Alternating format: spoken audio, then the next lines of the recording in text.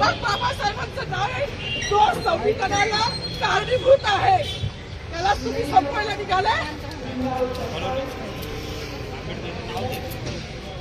पालकमंत्र्यांची फार मोठी चूक आहे मॅडम, माफी मागणार नाही, पण पालकमंत्र्यांची ही चूक पदरात घ्यावी.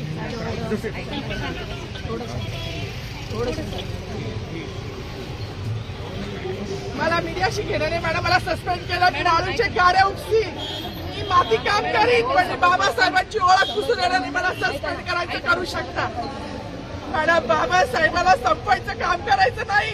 26 जानेवारी 15 ऑगस्ट मध्ये मी नाही मानत, पण लोकशाही मॅडम, तुम्ही सुद्धा संविधानामुळे आहात, पालकमंत्री सुद्धा पालकमंत्री संविधानामुळे आहे.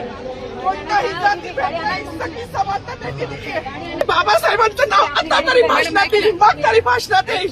ज्या लोक संविधानाला लोकशाहीला कारणीभूत नाही त्यांची नावं वारंवार घेतली गेली, मग जो संविधानाला कारणीभूत आहे तो प्रजासत्ताक दिनाचा जो मानकरी आहे त्याचं नाव भाषणात का नाही.